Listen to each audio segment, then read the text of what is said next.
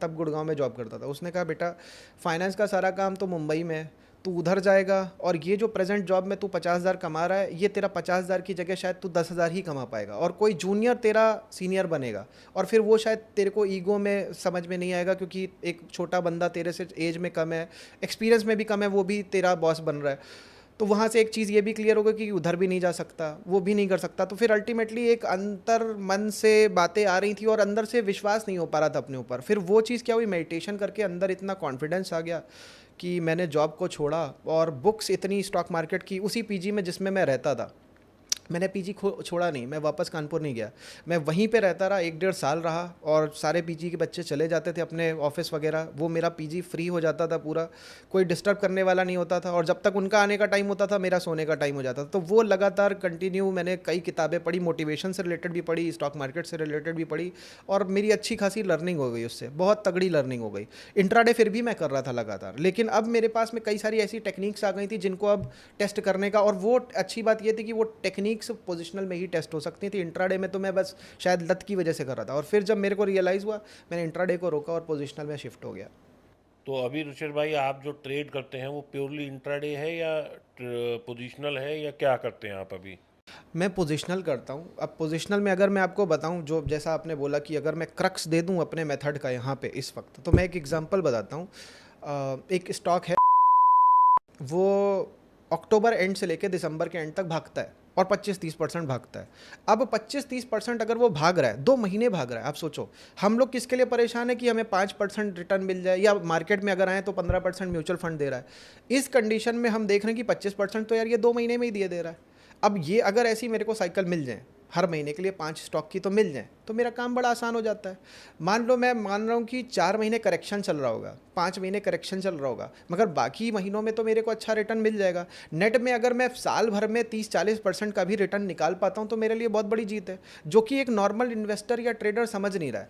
वो सीधे चला जा रहा है ऑप्शन ट्रेडिंग में। अब जब सीधे वो ऑप्शन ट्रेडिंग में चला जाता है, सीधे उसकी पूरी कैपिटल का नुकसान हो जाता है, वहाँ पे उसके पास कुछ रह नहीं जाता है। अगर इक्विटी में जाकर के पहले वो टेस्ट कर ले कि पैसा बना पा रहा है कि नहीं, उसके बाद में ऑप्शन में चला जाए। ऑप्शन में जाना मतलब मना नहीं है, या फ्यूचर में जाना मना नहीं है, लेकिन पहले वो टेस्ट कर ले। अभी क्या होता है, उनको ऐसा दिखता है कि यार, मैं अपना एग्जांपल अगर बताऊं, मैं क्यों लगातार इतने टाइम तक इंट्राडे में क्यों फंसा रहा इतने टाइम तक। रीज़न था, मैंने देखा यार वॉरेन बफेट या राकेश झुनझुनवाला, ये लोग तो इन्वेस्ट करके छोड़ देते हैं ना, तो ये तो एक्टिवली काम नहीं कर रहे हैं। अगर ये एक्टिवली काम नहीं कर रहे हैं तो इसका मतलब मैं अगर एक्टिवली काम करता हूं तो मैं शायद ज़्यादा कमा लूँ। ये सोच करके कि उस उतना बड़ा वो पर्सन बना इतने सालों में, तो मैं ज़्यादा एक्टिवली काम करता हूँ, मैं शायद उससे ज़्यादा जल्दी कमा लूँ। ये प्रॉब्लम है मेरी, अगर मेरी है तो मेरे को लगता है बाकी ट्रेडर्स की भी सभी की है। है। तो रुचिर जी, आप बता रहे हैं आपने इंट्राडे से शुरू किया, तो इंट्राडे में आप उस टाइम क्या करते थे? आप स्टॉक्स ही इंट्राडे लेके बेचते थे या आप ऑप्शंस या फ्यूचर्स करते थे?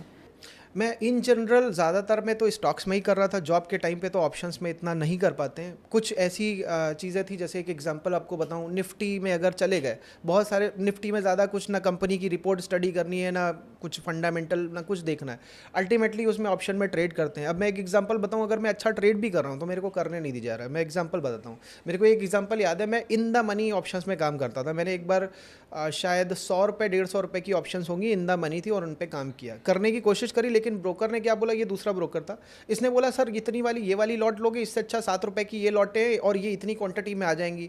अब यार मैंने कहा चलो भाई अच्छी बात है, अगर जितना मैं सोच रहा हूँ उतना भागा तो इतना मिल जाएगा। बट क्या हुआ, वो वाली जो मैं सोच रहा था लेने को उसमें प्रॉफिट होता, लेकिन ये वाली जो उसने बोली, क्योंकि आउट ऑफ मनी थी, और नुकसान हो गया। तो ये जो नुकसान कई बार आपको किसी और के डिसीजन चेंज करवाने की वजह से हो जाता है, खासतौर पर कई बार ब्रोकर की वजह से, क्योंकि ज़्यादा लॉट है और हर लॉट 50 रुपये मिलना है। अब वो 6 रुपये वाला ऑप्शन है कि 100 रुपये वाला ऑप्शन है, उसको तो 50 रुपये मिल रहा है, तो वो उसको उसमें क्योंकि उसकी ब्रोकरेज ज़्यादा बन रही है तो उसको उसमें फ़ायदा है, तो उसने अपने हिसाब से सजेस्ट किया आपको। तो ये इन जनरल रहता है। और मैंने इंट्राडे भी किया है, इक्विटीज़ में भी किया है, ऑप्शंस में भी किया है। ऑप्शंस में लेकिन निफ्टी की तरफ, स्टॉक के ऑप्शन तो इतने लिक्विड नहीं है कि आप उसमें इंट्राडे कर पाओगे। लेकिन इंट्राडे इक्विटी करने में आपको पैसे मिलते थे? जैसे एक दिन में तो उतनी रिटर्न नहीं होती है, ग्रेजुअली इक्विटीज़ में देखा गया है। कोई कोई दिन होता है जिस दिन एक अच्छा मूव मिल जाए, बट ग्रेजुअली आपको उसमें मतलब रहना पड़ता है उस स्टॉक में, तभी आपको रिटर्न मिलती है। तो आप इक्विटी कैसे करते थे इंट्राडे? डेली में तो आई थिंक इट्स डिफिकल्ट। मैं बताता हूँ आपको। देखिए, एक मैं इसके 2 फेज़ में डिवाइड करूँगा। एक टाइम जहाँ मेरे को कुछ नहीं पता था और एक टाइम जहाँ पे मैंने बहुत नॉलेज गेन कर ली। बिल्कुल। जहाँ पे नॉलेज गेन कर ली वो फेज़ बताऊँगा तो सबके लिए हेल्पफुल होगा। जैसे मैंने ये चीज़ देखी कि अगर मारुति का स्टॉक भाग रहा है तो देखा 100 रुपये तो भाग ही रहा है। जब भी भाग रहा है, भले वो 2 दिन के लिए भाग रहा है या 1 दिन के लिए भाग रहा है, 100 रुपये भाग रहा है। अगर मैंने ये देख लिया तो मेरे को पता है पास्ट में 2 बार भागा है, अब जो भागने वाला चालू है, भले 10 रुपये भाग चुका है, 100 रुपये भागना है तो 90 रुपये तो मैं पकड़ लूँगा। तो इस तरीके से मैंने इंट्राडे किया। और क्राइटेरिया क्या रहता था आपका? जैसे आपने मारुति का नाम लिया, मैंने भी ट्रैक किया कि वो मूव देता है तो अच्छी मूव देता है, तो उसमें आपका क्या क्राइटेरिया था? आप कैसे चूज़ करते थे कि आपको पता चले कि आज ही इतनी मूव? मतलब ये क्रक्स हम जानना चाह रहे हैं जो अभी हाँ हमने जी। 2 मिनट 10 मिनट पहले बात की कि आप कुछ सिखा के जाएंगे। तो ये बताइए कि आज मारुति है, कल हिंदुस्तान लीवर है या रिलायंस है या कोई भी स्टॉक है, आप कैसे आइडेंटिफाई करते हैं कि ये आज भागेगा 2-5% या जो भी कितना मैं ही आपको भागेगा? बताता हूँ। इसको 2 हिस्सों में डिवाइड करूँगा फिर से। पहला तो ये मैं निफ्टी का ही सीधे एग्जांपल दे देता हूँ, मारुति का छोड़ देता हूँ क्योंकि निफ्टी बहुत सारे लोग इंट्राडे करते हैं। मैंने अपने यूट्यूब लाइव पे ये करके भी दिखाया। 2 सवा 2 घंटे मैंने पूरे निफ्टी के सारे मूव्स प्रेडिक्ट किए और फिर जब मार्केट खत्म हो गई वहाँ पे मैंने एनालिसिस भी करके दिखाया। जैसा जैसा बोला था वैसा वैसा सब कुछ हुआ और ये अभी भी मेरे यूट्यूब पे पड़ा हुआ है। एग्जैक्ट मेरे को डेट नहीं याद है लेकिन मार्च या अप्रैल में से कभी वो लाइव हुआ था। अब जब अगर आप हमें उसका लिंक दे देंगे तो हम डिस्क्रिप्शन में लिंक डाल देंगे। ठीक है, मैं वो दे दूंगा लिंक। तो वो 2 सवा 2 घंटे का लाइव था और मैंने वहाँ पे ये चीज़ बताई थी, देखो मैं सिखाऊं और इसके पैसे लेना चाहूँ तो ले सकता हूँ, लेकिन मैं लूँगा नहीं क्योंकि मेरे को पता है शायद आप लोग 10 दिन इससे पैसा बनाओगे, 11वें दिन कोई ऐसी XYZ गलती करोगे, पैसा चला जाएगा। तो मैं उस चीज़ के पैसे तो ले नहीं सकता जिससे आप पैसे बना नहीं सकते, लेकिन इधर उधर जाने से भटकने से अच्छा ये तरीका अपना लो। ये बहुत अच्छा आसान तरीका। अब मैं बताता हूँ।